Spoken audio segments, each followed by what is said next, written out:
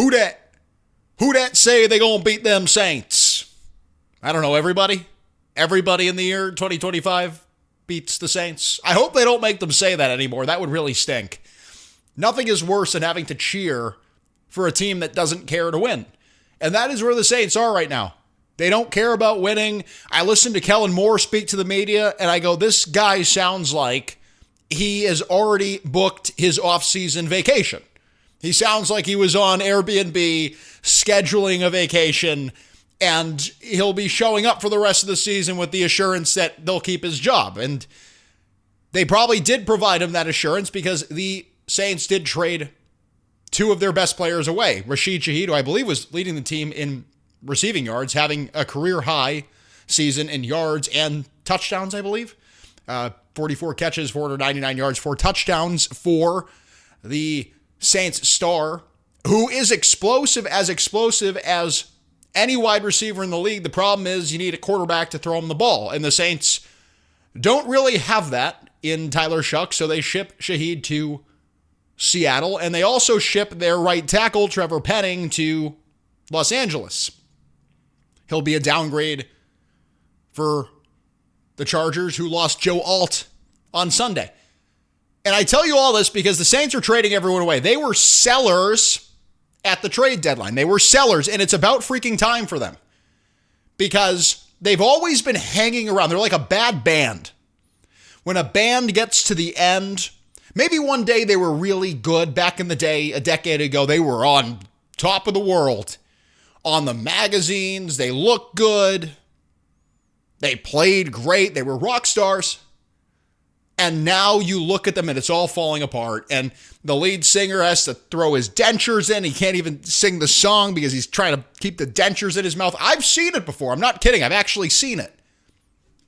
And that is what the Saints are. It's like they just need to mail it in. It's like we're all at the concert. We've all paid money for this and we kind of regret it. That is how Saints fans feel. And finally, they're blowing it up. It's long overdue. It's long overdue that they blow it up and just rebuild this thing. Just rebuild this thing, which is an opportunity for the Panthers to come in and dominate like the Rams did. The Rams dominated. They had their way with the Saints last week. I want the Panthers to do the same thing. I'm going to talk about the strategy Dave Canales talks about. Bryce Young has some comments. I went into this before I listened to the press conferences saying this should be a game where it's sort of like a science experiment. You go out there and you try new things. Like a baking soda volcano. Just throw anything in it. Put your mother's shoes in the baking soda volcano. You found some strange sauce in the fridge. Throw it in the volcano. Let's see if it explodes. That is what the Panthers should be doing. Seeing if this offense explodes. Seeing if they can go over the top and generate explosives. Seeing if they can get any sort of long downfield passing attack with this offense and trying new things out. Because I'll be honest with you. This opening takes going to be a little long, but I have a lot of information. Kellen Moore is looking at this as, well, we just shipped our right tackle to Los Angeles. So they're rolling in, I forgot the guy's name, like Radans. He's like the 4th string tackle. That is who the Saints are starting. So they would rather recuperate picks for Trevor Penning than protect their rookie quarterback this week.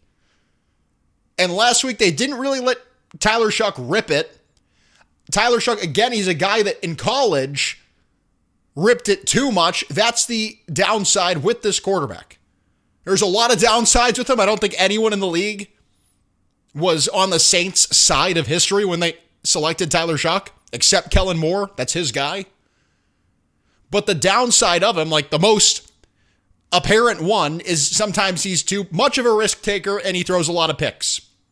So Kellen Moore, in protecting his quarterback physically, is not going to take risks. They're not going to let Tyler Shuck throw it downfield and get 5 interceptions. So this is just going to be a game where it's like the Saints are probably just going to try to get out of there, maybe try some things. They don't even care about winning. They don't, honestly. And I think the Panthers should take advantage of it. Now, if you look at how the Rams beat them, well, Matt Stafford had 3 passing touchdowns in the first half. The next half they came back, they're like, you know what? We're just going to tie our hands behind our back and see if we can do it without the pass. Kyron Williams finished the game with 114. Corum had 58 yards as well. So they beat them through air, water, and earth. Like, they were just like, whatever, we can beat you anyway. We can beat you on defense. We'll hold you to 10 points. We can beat you through the air. We can beat you on the ground. It doesn't matter. Now, the Rams are a better team than the Panthers. Yes, I think the Rams, honestly, they're my Super Bowl pick. I think the Rams are freaking nasty. And I think Stafford's playing out of his mind. I think Stafford is maybe more mentally apt. And I give that a lot of merit. I think Stafford is a winner. He might have more of that intangible thing than anyone else in the league right now. But the Panthers should be able to have their way with this Saints defense. 24th in rush yards allowed, 24th in points allowed, middle of the pack in terms of how they play against the pass. But recently their defense has been floundering. They should be able to have their way with this weakened Saints defensive unit. Here's Dave Canales talking about Bryce Young, his role, and what his plans are for Bryce Young moving forward, and how he grades the Panthers quarterback's performance so far. Bryce's numbers aren't great, yet the team is still winning. What does that say to you? Great team football, just winning in all three phases, playing together, complementary football. I think he's doing an excellent job of getting us to the right runs, getting us to the right protections. Again, put him in high-stakes situations. He comes through for us with a couple of big throws in that last drive, to complement with Rico's run at the end. So continues to do a great job that way. To David's point, are there times where the numbers don't really give a full picture of a player's contribution? It's wins and losses. Those are the only numbers that count to me. So you ask both Bryce Young and Dave Canales about passing the ball downfield, whether the statistics are enough. And I'm not a statistics guy personally. I'll go into that more when we listen to Bryce Young's comments in a minute. But clearly there's this impression with Canales, and I take him at his word, which is wins and losses matter most. We've won this way. We've won without pushing the ball downfield. In fact, he doesn't say it, but when we've taken those risks, we've given up sacks, we've maybe turned the ball over. I think the longest throw of the day against Green Bay was that pass to Leggett down the sideline that got intercepted. And Canales, this is key to me. This is so key. I think he's doing an excellent job, says Canales, getting us to the right runs and right situations. So people who want to look at the box score and criticize Young for a lack of yards, a lack of touchdowns, maybe the national people that are low on the Panthers. I think the NFL power rankings today had the Panthers at 19th in the league. I think that's low. They had them below the Cowboys, I think, and the Vikings and some teams like that. It's like, you just beat the Cowboys. The Cowboys, I guess they added Quinn and Williams, but still, they're lower on the Panthers. They think it's a fake win against Green Bay because they're low on the Panthers quarterback. They're low on the quarterback because of the lack of statistical production. Canales could care less. And I'm honestly surprised. I mean, again, this is a guy who's a quarterback coach, a wide receivers coach. Canales is so surprising because when he was coordinator in Tampa Bay, they didn't even run the ball well. I think they had the worst rushing offense in football that year. It was all Baker Mayfield drop back and sling it around. His time in Seattle, Russell Wilson run around like a little rat on the wheel back there and throw the ball a million yards down the field to Tyler Lockett. The run and gun. And he likes the aerial attack, but in this role, it's been anything but that. They're playing old school smash mouth football. He doesn't care. Wins and losses are what matters to me. The quarterback's doing an excellent job. And then he goes on there and goes so much to say that Bryce Young is the leader. There's a sense of confidence when he's out there. So it's not just like hand the ball to Rico, like Ryan Tannehill handing the ball to Derrick Henry back in the day. Or like a high school quarterback where it's like, we played this one team in high school, the quarterback, he couldn't see over the offensive line. That's not the analogy I'm using for that reason, but he wasn't a quarterback. And he would just toss the ball. They had a Derrick Henry guy, and they would just toss him the ball. and let him run. The quarterback didn't even throw. Everyone knew it was a run. Well, Dave Canales says, no, Bryce Young is still the leader. This is our guy. He's doing a lot at the line of scrimmage. It's not in the box score. So y'all can get out of my face. And he says it a lot more lighter than that. But I don't know. Here is Bryce Young on how he grades his performance halfway through the season. Again, there's good, there's bad, there's stuff to grow from, stuff to continue to improve. We're week to week. I'm not a big, I've said I'm not a big look forward person, not a big look back person either, honestly. I know where we're at right now. I know what the game plan is this week. I'm not a big 30,000 feet view type of person. So there'll be a time for that down the road of looking back and, chalking everything up right now. Listen to coach's staff, listen to my teammates, figuring out whatever I have to do for this week. Is it an Achilles heel? The lack of downfield passing. The team you're playing this week that's 1-8, that's selling at the deadline, that's trading everyone away, they're 31st in points scored. The Panthers are 28th. You're not winning the game because you have a high-flying offense and you're throwing the ball downfield and the defense is doing really well. No, it's you're controlling the time of possession, you're doing right more, and I know people are saying you're executing the game plan, and I totally agree, but when's the last team that has won this way at a high level? When do teams consistently win without pushing the ball down the field at all? I mean, maybe that Blake Bortles Jaguars team, didn't they beat the Patriots with Tom Brady in the playoffs? Blake Bortles, he'd run it around. I think he actually had decent numbers that season, but by that point, he was just throwing interceptions. A little bit of a different style quarterback. I think Blake Bortles had a pretty good arm on him. But at that point, he was running it. It was playoff Lenny. They'd hand it off to Fournette. I don't know. I don't know what the ceiling on this team is. And honestly, I would feel a lot more comfortable with the team if they had a downfield passing attack. Well, this week is your opportunity to try that out. Take a risk. The Saints aren't going to score. The Saints aren't a threat. You can mix in. I'm just asking for 1, 2, 3 plays. Just try it out, Dave. Just try it out. Doesn't have to all be dink and dunk and runs to Rico or Chuba, because Rico's a little banged up right now. Try out the downfield shots. Try something new. This is your opportunity to do it. Some people are like, this is a bye week. Sit Rico. I don't go that far. I think what the good teams do against the really bad teams is they try stuff out that they haven't done. They try new things. Because there is temptation.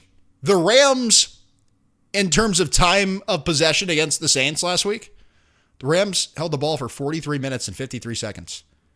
The Saints had it for 16 minutes and 7 seconds.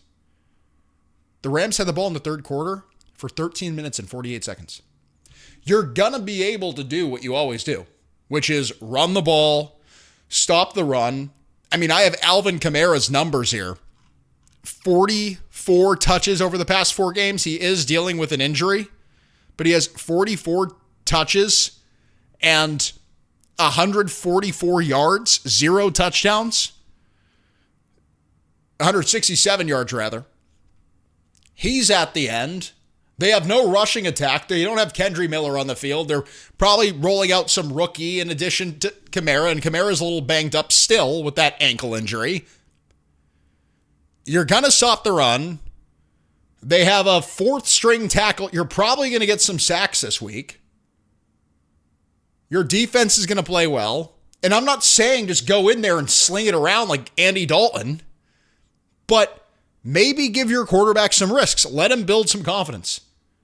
Because the last time you tried really pushing it down the field were those week 1 and week 2 games, and it was a disaster. It was a disaster. And then that second half against Arizona,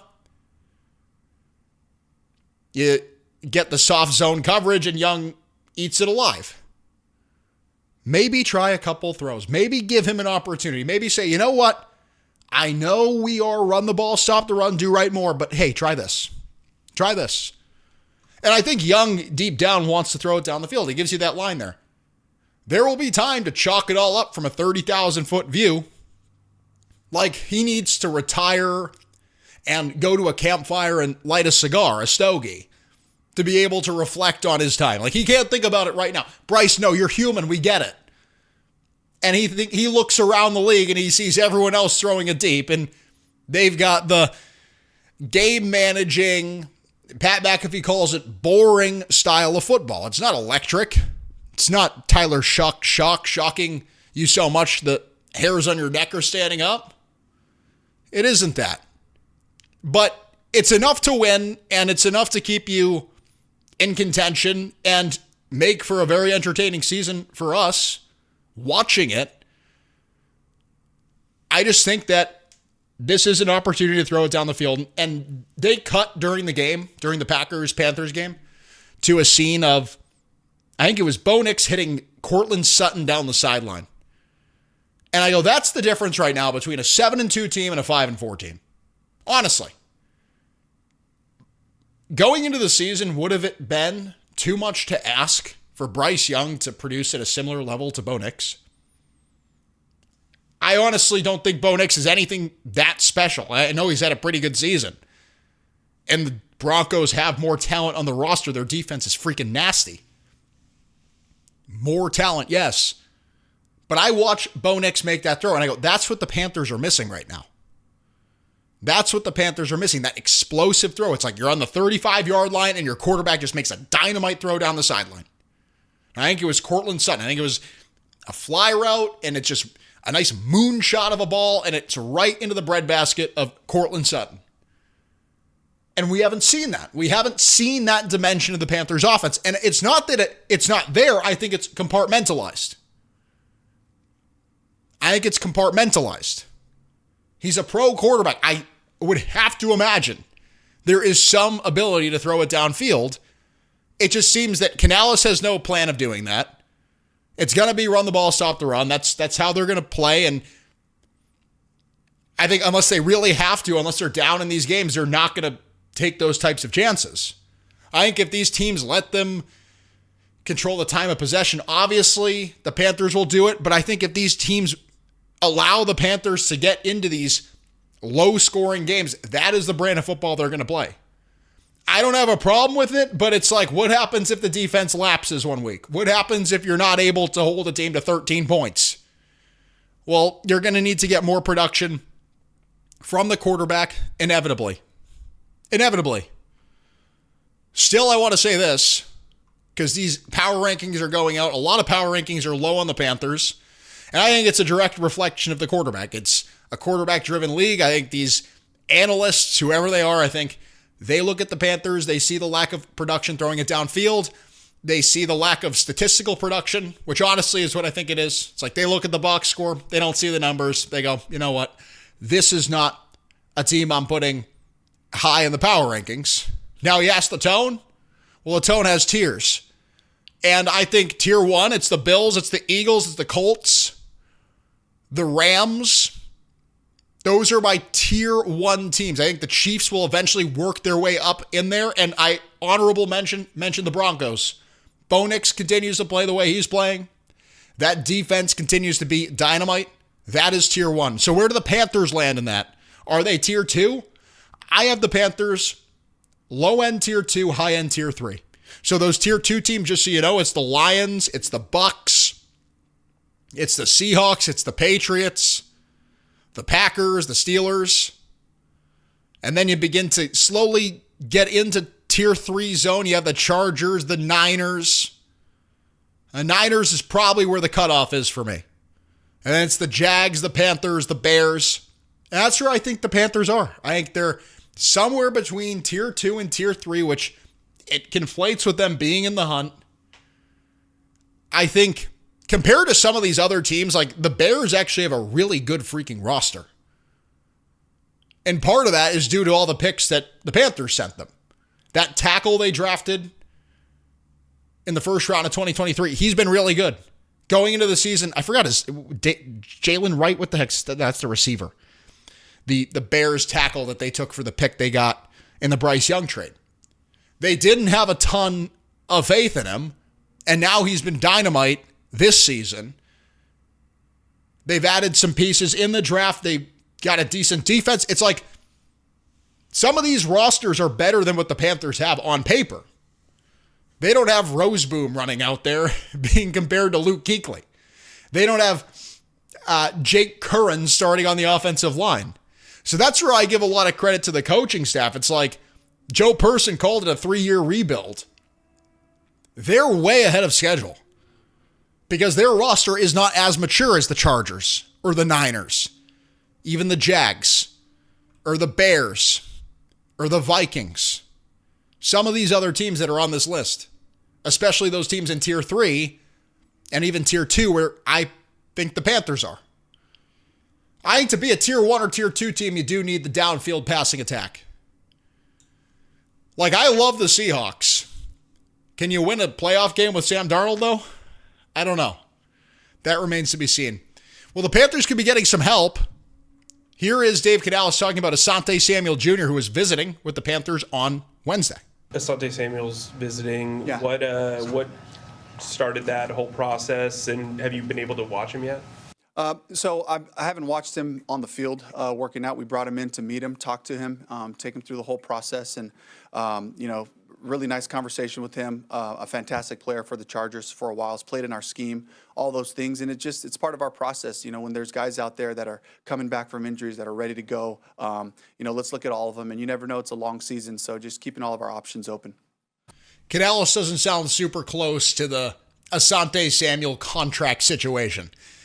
And Asante Samuel, he's making his rounds now, so it sounds like, per Jordan Schultz's reports, Samuel Jr. was recently cleared by doctors after undergoing a spinal fusion, and it seems teams were not confident in the medical status because you heard his name floated around in the offseason, teams thinking about maybe signing Asante Samuel Jr. Well, now it seems everyone's in on him. Everyone's in on him, and the Packers, the Vikings, the Steelers, it's reported, the Panthers, they're all meeting with him. Maybe some of this is his agent putting out these stories to maybe prop up his value. I think some of that is true, but I also think it is medically related. It's like, well, this guy is ready to go. I would love to have Asante Samuel Jr. on the roster. I think Mike Kay wrote it. He's not necessarily your style of corner. I just think he's versatile. I think he's a playmaker, just like his father was.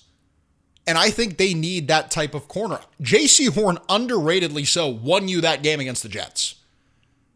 Because the Jets were always knocking on the door in that game, and then J.C. Horn had the 2 clutch fourth quarter interceptions. And I think with Evero's whole style of defense, I think it's really good. It plays in your favor, where it's bend, don't break, and you prevent these teams from running the score up. But also, I think you could use some balance. I think you could use a playmaker. I think you could use a guy like Samuel Jr. who's going to come in here and maybe drive some interceptions or maybe take some risks. Now, I don't want too much of it because, again, the mantra of this team is run the ball, stop the run, do right more. So I don't want him jumping routes and getting beat for touchdowns. I mean, like, that's obviously probably the least of the things that you want from a new corner. But maybe you can convince yourself he's more talented than some of the guys you have at the bottom of the roster. You can argue he can do multiple things. It seems they're running more 3 safety sets. You can maybe put him at safety or move some guys around. I could easily talk myself into this. Easily. And I think it's right up there with the Jalen Phillips acquisition. I wanted them to be more in on Jalen Phillips. Asante Samuel Jr., a similar type of mold. Now, his injury seems a little bit more severe, but another player who you could bring in, you could sign. You could see if he gives you a spark. You could see if he's maybe a long-term solution. He's still young, early, mid-20s. You could see if he's a high producer. And from there, you can make a long-term decision about him. I would love it. I think this is the exact type of signing I would want the Panthers to make, who have $16 million in cap space. They have money to go around. Don't let the money just go down the toilet. Dan, spend it. Well, this is The Tone. Thank you so much for tuning in. We have more coming up for you tomorrow on Friday. So much more. Hopefully the Saints don't Tyler shock the world. I think the Panthers will hold their own and beat that Saints team handily. This is The Ton.